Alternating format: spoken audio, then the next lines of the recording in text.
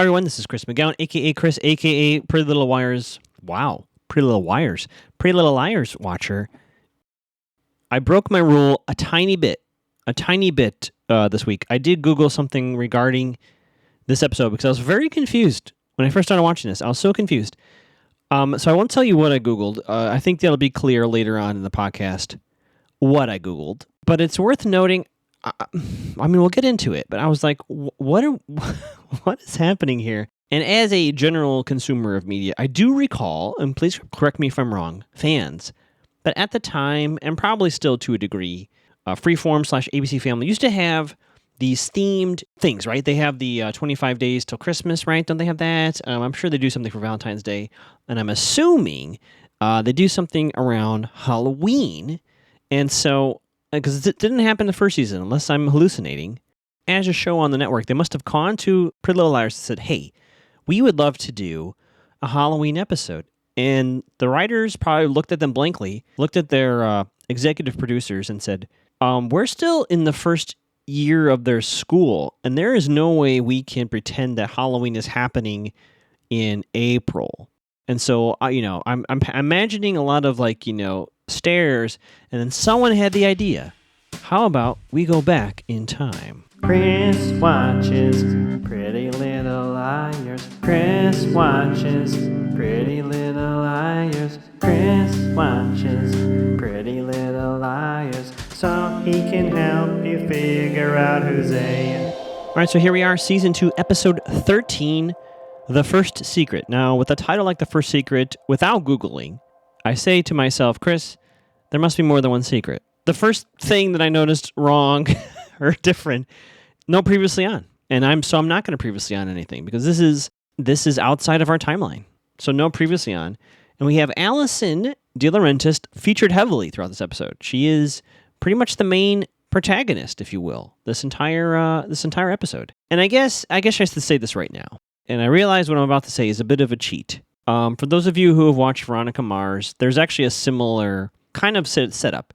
Without spoiling Veronica Mars, which, by the way, you should watch Veronica Mars, one of her friends is killed or missing. There's some mystery about her friend, and we see this character appear in flashbacks throughout the first season. Allison De Laurentiis has been in as a performer, as a cast member for now 2.5 seasons, right? And this entire episode, she is featured. If I were the actor portraying Allison De Laurentiis at the end of, say, this season or next season, they're like, by the way, you were really dead this whole time. I don't know. This is a lot of exposure for a character that we'll never see again. Am I using meta-knowledge of casting to further embolden my theory that Allison is alive? Maybe a little bit. But this episode, for a bit of a meta perspective, it so features her, and we get so more insight into Allison, it would seem, I don't know, it would seem weird if she didn't come back. So I'm just going to say that.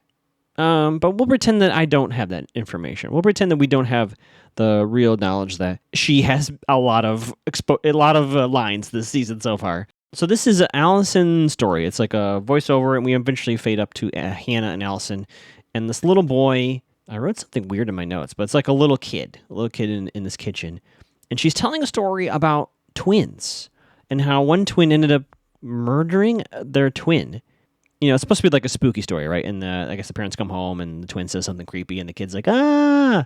So on surface, I guess it's try to set the setting, right? That we're going to be watching a Halloween special. I'm paranoid, right? I'm paranoid now. Is this the show planting the seed, much like a soap opera trope? We are going to be dealing with a twin who was mistaken for Allison. Boy, that would be a twist, right? If the person who, quote, killed Allison actually killed Allison's twin, whom no one ever spoke of or knew about. Jeez Louise, what a twist.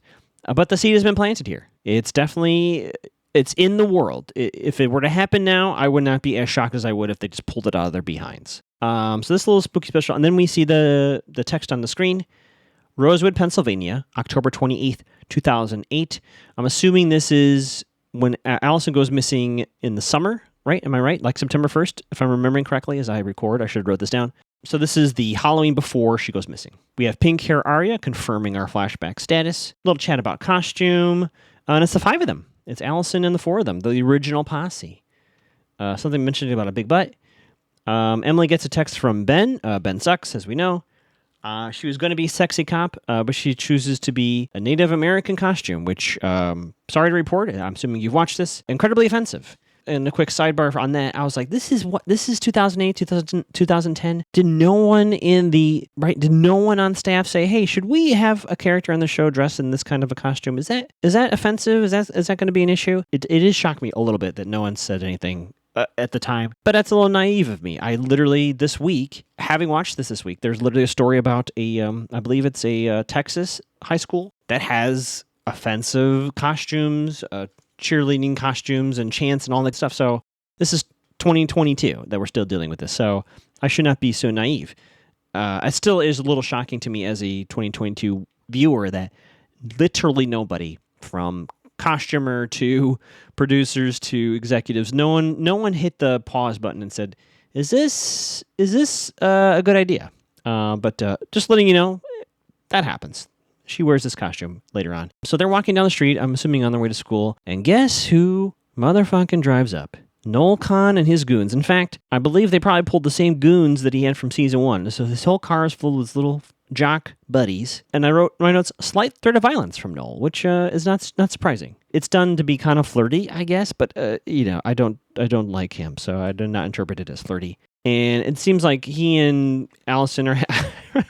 What is happening here? Yeah, Noel and Arya kind of flirt, and I guess this is still the time when Arya had a bit of a crush on him. I'm assuming this is post Allison destroying his relationship. So just to start to get ahead of my theory here, I think A has already been created, even in this scene, because I think Noel wants to scare Allison and her friends tonight at the party.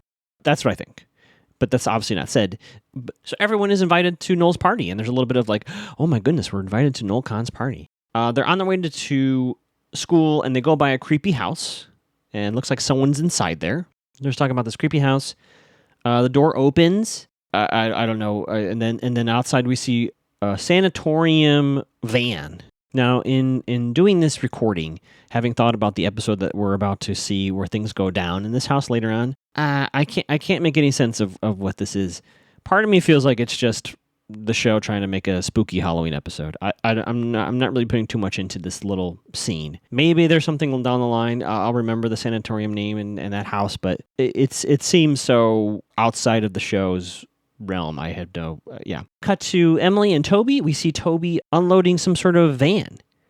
And Emily's like, hey, are you moving? He's like, well, someone's moving in. We find out, which I may have known or may have forgotten, but apparently Toby's mother had passed away a year ago. Apparently his dad's also former wife. And apparently his dad did remarry. And this new mother, and we assume as viewers, this is Jenna who is moving in.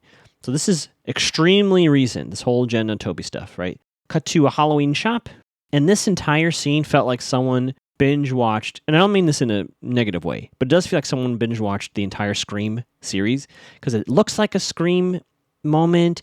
It has the rhythm of Scream. It was totally, felt like almost, again, outside of the show's normal style. Allison is there looking through costumes. We have a jump scare. Of course, it's Noel in a creepy face. He's creepy, of course. And then we see Allison looking at a costume. We turn over and we see Jenna. Jenna looking yowzers, quite stylish. Yeah, I was a little taken aback. I was like, wow, Jenna. I had a she's all that moment with Jenna there, which is interesting because our modern Jenna is very reserved, very quiet. Quiet clothing, is that a phrase? But this Jenna is wearing, very fashionable outfits. So I don't know what happens between now and our present time. Anyway, but we find out Jenna is also going to Noel's party. And it looks like they both want to wear a Lady G costume. And for half a second, I was like, Lady G? Who the hell's Lady G? It's Lady Gaga. And looks like they're like, well, I guess only one of us can wear this costume if we're going to the party. And then they very tersely introduce each other, like, I'm Allison. And Jenna's like, I know, I'm Jenna. And then that little moment happens. Allison walks away from this little interaction that was very tense. She gets a text. I'm watching you. So first of all, it's a block number, and it says, I'm watching you. No -A. There's nothing here that says -A. However, I would say, unless we get other evidence as the show goes on, this might be the first non-official A text. She looks a little creeped out. And then someone Another person gets in Allison's face. I think this is the creepy baby mask, which we'll see later. Gets in Allison's face, and she just yells, "Freak!" and she leaves. What a weird scene we're about to get into here. Cut to the Hastings household. This show really wants me to think Ian did the recording. Boy, oh boy, they really do not want to let me let that go, do they? Ian is recording Allison, talking about Halloween stuff and parties, I guess. We find out Grandma was a sweater model. Well, but if that means anything, I don't know what. But this is the same Grandma that we know later on our Allie visits to get Jason out of the will. But yeah, Grandma was a sweater model. Another weird, interesting detail: the grandmother looked a lot like Allison, and there's a little weird flirting with Ian and Allison, which of course, as we know, they are hooking up. And also something interesting: Melissa is, at least in the company of everyone here, extremely supportive of Spencer. Like, you go, sister. Yeah, you should win this election. You're great. Again, so different than our current Melissa Spencer relationship. Very interesting. I know the show's messing with me, but I still found it interesting. And we find out Melissa and Ian are going as Bonnie and Clyde. How appropriate. They've been in cahoots. They're still in cahoots, and their costume reflects that. They are criminals. We get to Hollis, of course, since we have the set here in season 2, why not use it? Arya bumps into Fitz. Of course, they don't know who each other are at the moment, but she bumps into him. He's like, "Oh, sorry. We're going to kiss in the bathroom in the future." So Arya goes into her dad's office, and there, again, I should not be surprised anymore. I was like, Meredith. They gave Meredith a call and had her come in for this. Meredith is lying on the couch reading. She's just lying on the couch in his office, and Arya's a little surprised to see her. And she's like, "Oh, where's my dad?" Oh, I just read in. And Meredith's like, "Oh, I just read in here because that's quiet or whatever." Yeah, very awkward. We cut to Hannah watching a scary movie. And then again, this felt like a Scream thing. I don't really understand why we did this, but the phone rings, power fluctuates. The phone rings again, no one's there. The phone rings a few times and no one's there. So I don't know if, I think that's just a show messing with me. But then finally, it's Allison on the other line, and she says, "Did you send a text to me?" And Hannah's like, No, what are you talking about? Then we get a doorbell and knock. Well. At the door, Detective Wilden, creepy detective, is with Ashley. I'll be honest, everybody. I completely forgot they were hooking up at the beginning of the series. I completely have put that out of my mind. 'Cause I guess I didn't think I'd see this guy again. So we have confirmation that maybe that wasn't the first time that they had been intimate, because she says, I was drunk, or he does. She was drunk. She had a few margaritas. So the detective, to be responsible, drove her home. Darren, he goes call me Darren. And so he says goodnight. Creepy detective, top down, left and right? He leaves, and we get another hint. Ashley says to Hannah, "I'll deal with the mess we're in."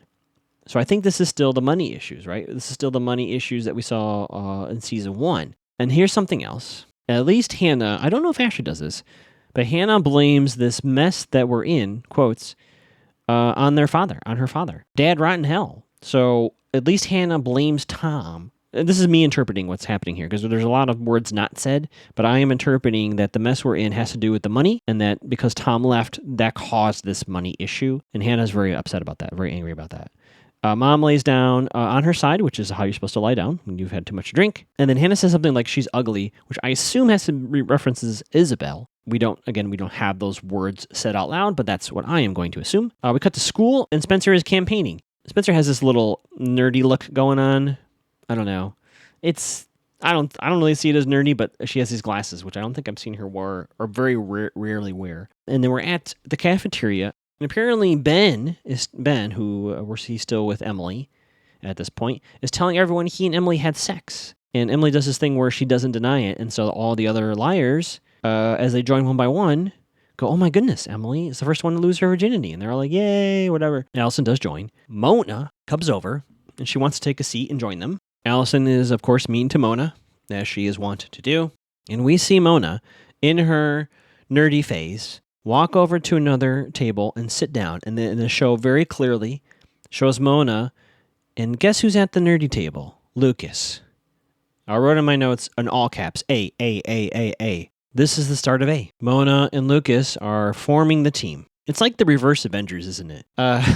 Spencer joins. Yes, Emily lost her virginity. Everyone's like, oh my goodness. And Emily is very closed lips. And then we see a flashback in a flashback. I mean, this whole episode is technically a flashback, and then we get a flashback inside this. We see the same thing that we saw, I believe, in the pilot, right? We see Allison and Arya walking down the street. We see Mona shouting from behind. She sees at least Allison and Arya. We do not know if Mona sees what we're about to see as well. I'm going to say she does. And Arya and Allison see Arya's dad and Meredith smooching in the car. Dad and Arya lock eyes. Cut to Allison's room. Jason barges in. They have such a weird relationship, don't they? She gives Jason money for some beer. So Jason's going to buy her some booze. And Jason's like, hey, you got a creepy box at the door. Here you go. Allison's like, get the F out of here. And Jason's like, F you. He leaves. She opens a little box. And again, this is, I think, another A beginnings. It's a creepy doll. And there's a note inside that says, it's my turn to torture you. And again, no -A, but this is total A bullshit, right? This is A shit. So she goes to a little air vent in the wall. And I don't think we've seen this yet in our present day. But this must be her old hiding spot, right? So she goes to a grate. She pulls out a box. There's some sort of doll inside the box. Not as creepy as the doll that she just got as a gift. This doll is more classic kid doll. She opens up a little hatch, and inside is a locket that she had hidden. She takes the locket out, puts the note in the doll instead, locks it all up, puts it all away. So this locket, I don't know what it means, but it's in the world. And this happens a lot this episode. There's someone outside. We see another shaky cam. I couldn't keep track of these point of views. Is the show saying this is Ian? Is the show saying this is A? Is the show saying this is somebody else? I don't know, but we get a little, someone's watching, I guess. Cut to Hannah's. Ashley's looking for a job. And the cute way the show does it, oh, hey, there's an opening at the bank, which we know later on she will get that job. Ding dong, Detective Wilden is at the door. He picked up their mail. Really creepy, right? He's like, oh, I was in the neighborhood. But speaking of that, he says a very interesting few words. Patrol the neighborhood. And that stood out to me because that was in Dr. Ann's material for the person she thought was A. Remember, her little report said this person feels like they need to keep everything safe. And he says something like that here. Now, I realize the show might be messing with me, but worth noting. Creepy detective not so subtly hitting on Ashley. He leaves. Oh, another thing to notice, he's wearing a uniform here. So he is a beat cop, which could link him to Garrett Undercover, because he later becomes a detective. He gets to wear his little shirt and tie. So somewhere between now and the present day, he gets a promotion. Interesting, right? Ashley calls him Horny Cop. Horny Cop, a.k.a. Creepy Detective. There you go. I'll cut to Spencer's house. Allison's at the door. Allison says to Spencer, God, this is classic Allison. This is classic Allison, though. She's like, listen, I found out about something. Spencer, you are going to lose the election. It is worth saying that Allison is very anti-Melissa. We know why, because Melissa and Ian are together, and Allison wants to be with Ian. At least that's what the show has presented to me. Allison says Melissa is conspiring against her. So that also tells me that Melissa's act of supporting Spencer is bullshit. Allison says to Spencer, I can turn things around for you. I can make it happen. And basically, do you want me to do it? And Spencer's like, yeah, do it. Allison kind of grins. Cut to Byron and Arya. Jesus, Byron. Oh, boy. So interesting, this scene, right? Arya says to Byron, hey, where's Mom? And I'm like, well, they didn't book her this episode. So Mom knows nothing, okay, about all that's been going on. And this entire scene does reframe a little bit about her and Ezra. If I'm going to be Arya's therapist, which I've done before, I think, it's so interesting that Arya is having a romantic affair with a teacher, absolutely mirroring what her dad did with Meredith here. And also the strange mirror where he says, don't tell Mom. And Arya says, are you really asking me to lie? And he basically says to his daughter, be mad at me, but we should protect your mom. I'll handle this, but we should protect your mom's feelings. And Arya says, I will never forgive you. So Byron says, like, I really don't want you to tell Mom, but I'll respect your decision either way. And it's worth noting she has a huge chair in her room. I've never noticed that before. The chair is absolutely gigantic. Cut to Allison and Emily. They're talking about Emily. So I think they're like taking a walk down the street. Yeah, he's like, do you want to go on the pill or something? A little bit of a Juno reference, a little wink and a nod to the time period. And Emily tells Allie the truth, that she is not having sex. They just made out. It's one of those things where she kind of let Ben have his lie. Allie, I think, knows why. Probably because they're flirting, and I think Allie knows Emily has a crush on her, so I don't think this is like a surprise to her. I think this is no. Actually, no, she would not know this by now. But I think she probably has an idea at this point. And basically says to Allie, can we keep this a secret? And Allison's like, of course. I think the show wants me to think that Allison betrays this trust. And Allison is not the best person in the world. I do think, though, she does respect Emily's secret here. I don't know. Maybe I'm being too generous to Allison here. But I don't think Allison messes with Emily in this way. At least revealing the secret. She does mislead her a few times in the romantic sense, which really sucks, right? But I don't think she would have been the one in an A sense to try to out her. I don't know. I could be wrong. But that's just my take. I don't know. Cut to the hallway, Hannah, Spencer, and Allison. And basically, Allison, we find out Spencer won, and Allison's like, I rigged the election. Yeah. And then Emily and Arya join, and everyone can see something like wrong with Arya. And Arya's like, no, I'm fine. So I wrote down in my notes a little Allison secret check as of this episode, as of this flashback episode. So she knows that she rigged the election so Spencer would win. That's a secret. She knows Emily did not have sex with Ben. She probably suspects or knows even more than that, but that's the secret for sure that she knows. And she knows that Arya has a dad that's cheating on Arya's mother. I don't have a secret yet for Hannah that Allison has, but that's 3 of the 4 liars that she has secrets on. Lucas bumps into Allie, spills a whole bunch of stuff on her, and of course she's mean. She calls him Hermie, etc., etc. Lucas is, which sounds like per usual, humiliated by Allie. And the show again shows us Mona watching this interaction go down. Very interesting. They walk away, and Mona kind of has a little chat with Lucas, and there's something said here. One day there shall be vengeance had. I will pat myself on the back, and yet at the same time say I don't deserve the pat. I knew these two had been working together. This absolutely confirms it. But I really didn't have any evidence before to confirm that. I just knew that they needed some tech support, and Lucas was probably the person to help out. But this absolutely tells me for sure, without a shadow of a doubt, that Mona employs Lucas, or at least uses Lucas's hatred of Allie to help her be head A. Yeah, so Allison's already doing A shit. Halloween in Rosewood. Cut to Halloween in Rosewood. Hannah is Britney Spears. Spencer is putting on her costume. Once again, baby mask person creeper is outside. Everyone's like, oh my gosh. And this person just walks off. So random. For a long time, I did not understand Allison's costume. I guess I don't even remember that version of Lady Gaga anymore. I'm so used to our current version of Gaga. Doorbell rings. I think pizza's on its way. Everyone leaves but Allison and Arya. And Arya is really bummed about catching her dad having an affair, and so she wants to bail on the party. And this is really weird, isn't it? Allison really wants her to go. And she kind of weirdly blackmails Arya into going to this party tonight. She's like, I didn't tell anybody about your dad smooching Meredith, so you gotta go. And so Arya goes to the party, but even sitting here now, I'm not entirely sure why Allison really wanted Arya to go to the party. Something is missing for me there. Anyway, cut to the party, which is the majority of where we're going to be for the rest of this episode. Once again, Emily's costume, unfortunately, extremely offensive and inappropriate. So she's wearing her costume.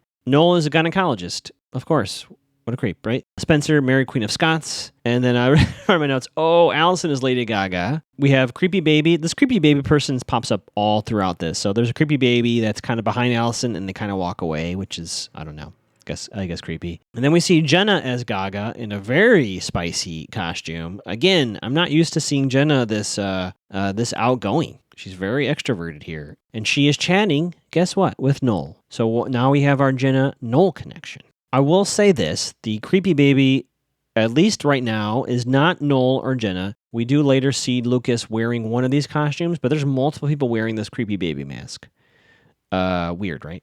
Mona is a Catwoman, and Allison doesn't even recognize her. It's very strange. So you can see Mona starting to become the Mona we know by wearing this costume, but it's so out of character that Allison doesn't even recognize her. And then we have our Allie versus Jenna, another standoff. And Allison decides to take another tactic. She basically says to Jenna, do you want to join the posse? And Jenna's like, I don't really want to be your friends. I'm going to be part of your group. And Allison looks... It's very unusual for Allison to be, I guess, rejected. Allie's like, whatever, and walks away. And then Mona approaches Jenna and says, well, you're the best Gaga here. Jenna and Mona meet. And I wrote in my notes, Mona is building her team. Mona is gathering Jenna, Noel, and Lucas to join the A group. Astounding. Allison has some harsh words for Jenna, and then for some reason she has a ballot that says ballot, hands to Spencer saying, this is the evidence that we cheated, and so Spencer burns it in a fireplace, which now in hindsight I'm like, oh, those ballots didn't get fully burned, did they? That's Noel knows about it. Oh boy. And another baby person is watching, and this baby person's throughout this whole party, observing everything. Allison and Hannah need to get some drinks, and apparently there's a little thing in the woods to get your drinks. We have a jump scare for no reason, so they jump, like someone just jumps and scares them and runs away. They're like, ha ha ha. We cut to Emily dancing with someone who's not Ben, but again, I don't think Ben was booked for this episode, but so we see the back of a head of someone who I assume is Ben. So Jenna's making eyes at Emily, and I was like, wait a minute, is Jenna trying to flirt with Emily here? I guess I don't know how close Jenna and Emily know each other. I thought Jenna very recently arrived. Anyway, another creepy baby sighting. And then we cut to a little bit later in the party, and Allie is missing, which she has done before, as we have seen in other flashbacks. And they all get their first simultaneous text, as we're used to now, little bonk, bloop, bloop, all at the same time. It says, I'm in trouble, come alone, 313 Mockingbird, and this is the creepy house that we saw at the beginning. So all four of them go over there. We see another creepy baby walking around the house. They go upstairs, another creepy baby. They're scared by a suit in the room. Just randomly, there's a suit in the room. And then there's a locked door at the end of the hallway, and it looks like there's someone inside. And they knock on the door like, hello? And Allison's like, did you see him? She says, they got a knife. Come in here really quick. There's a baby person mask trying to kill me. And so they all go inside there. And Allison's like, okay, I'm getting poor cell signal, so I'm going to have to leave to make a call. I'm going to run outside, do it really quick, and then come back in. We're going to call the police. And everyone's like, no, don't. She's like, no, it's fine. It's fine. Not to be conceited here, but I'm like, I know this is an Allison prank. Sure enough, she leaves. She bars the door so they can only see through the keyhole. She starts screaming. This baby person is attacking her, right? And then it looks like they stab her. They're trying to get out. They find their way. They climb out through a window, and they're like running away, like, oh my goodness. And then I forget why they go back inside the house. I guess they want to try and see if Allison's fine. They're like, we gotta save her. They go in there, and sure enough, in the front room, Allison's sitting there laughing, like, I totally got you. Ha ha ha ha ha ha. And she's like, yeah, the creepy baby was Noel. I did a prank, and I totally got you. And they are not laughing. The liars are not happy about this. And then Allison says something very interesting. She says, because you came in here to save me, I know I can count on the four of you. And then she kind of walks away. They all go back to the party, and now it's an older kids party. Apparently, everyone had curfew that was their age, and now it's Eric, Noel's older brother. Very mysterious, huh? And then, I don't know if this is a trick of just the angles of the shots, or if this is actually the case, but to me it looked like there was like now 4 or 5 people wearing these creepy baby masks. They're all over the place of this party, just standing there watching what's going on. Once again, Ian's using a camcorder to record things. Allison walks up. And then, of all things, creepy detective is at the party, laughing and joking with Jenna. We see Lucas take off the baby mask, so he was at least one of the babies. And then, I rolled my eyes here. Noel kind of walks up, and they're like, great job, Noel. And he's like, I wasn't there. I was on a run. Now, first of all, Noel could be lying. He could have absolutely been the one in the house, and this could be all a lie. He is our biggest liar, in my opinion. He's the biggest liar. But 2, we know there's multiple baby people. So if that was Lucas or that was someone else, I don't know. And then Allison gets a text. Dying to know who I am? You'll find out -A. Boom. It's a secret. So this is the first secret. Allison got a text from -A and does not tell the other 4 about it. And then we see a bunch of babies, and we go to our credit sequence. So I wrote here, creepy detective, Jenna, Mona, Noel, Lucas, Meredith, Ian, Melissa, Garrett, and Caleb are all potentially members of the A group. Now, I put Caleb on there with great hesitation, but he would be able to help them set up the tech. So, I first, really quickly to wrap this up, when I first watched this, I'm like, this was kind of a waste of an episode. Am I right? There's nothing that moves our investigation forward. A lot of like cute glances as to like, oh, this is like our present day stuff. In hindsight, it does confirm for me our A group and how they met, their original intention to mess with Allison, and somehow that intention shifting over to our 4 liars. I'm convinced creepy detective Jenna, Mona, Noel, Lucas, Meredith, Ian, Melissa, and Garrett are all, for some reason, somehow involved in this. Mona is our head A, and Caleb, a little asterisk there to maybe help with tech support. Yeah, happy Halloween. You can find me on Twitter and Instagram at Magoogs. Occasionally twitching at Mac to the Gal. I should be streaming right now, but I did not record this podcast, so here we are. Yeah, we'll be back next time with a non-Halloween episode. Boy, I've said way too much about this.